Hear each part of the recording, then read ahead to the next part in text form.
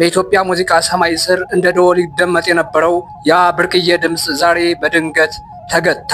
ያ አያጅቦ እያለ አገርን ያስዳነሰ በባህላዊ ዜማዎቹ ዓለምን ያስገረመው ድምፃዊ ሰማይ በለው ከዚህ ዓለም በሞት መለየቱ ተሰምቷል። ዛሬ የመጨረሻውን የጥበብ ጉዞ መላው አገር ያስለቀሰውን መራራ በጥልቀት እንመለከታለን። እስከ ቪዲዮ መጨረሻ አብራችሁ ይቆዩ።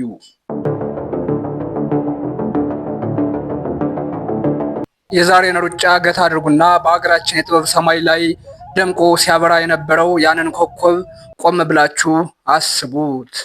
ያኔ በጎጃም አዝማሪ ቤቶች ውስጥ የተጠነሰሰው ያ አስገራሚ ተሰጥኦ አዲስ አበባን አልፎ መላውን ዓለም በአድናቆት ሲያስገመግም፣ ሰማይ በለው በባህላዊ ዜማዎቹ የኢትዮጵያን ማንነት በኩራት ሲያስተዋውቅ፣ ለካስ ዛሬ እንዲህ ያለ መራራ መርዶ ይሰማል ብለን አልገመትንም ነበር።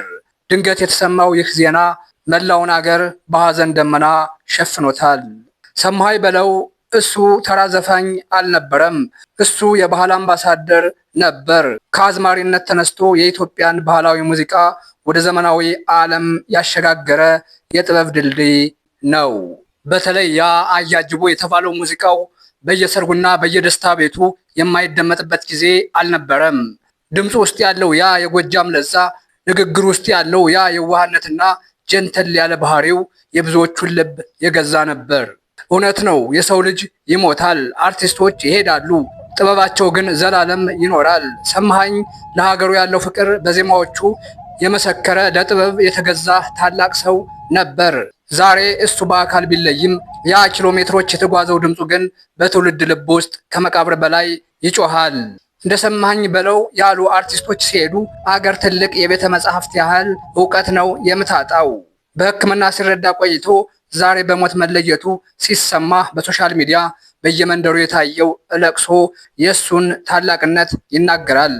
እናቶች ልጃችን ብለው፣ ወጣቶች ታላቃችን ብለው ሲያነቡለት ለካስ ሰማይ በለው የሁላችንም ቤት አባል ነበር። ያንን እንደ መስታወት ፊቱንና እንደ ደወል የሚናፈቅ ድምፁን ከእንግዲህ የምናገኘው በታሪክ ማህደር ውስጥ ብቻ ሆኗል።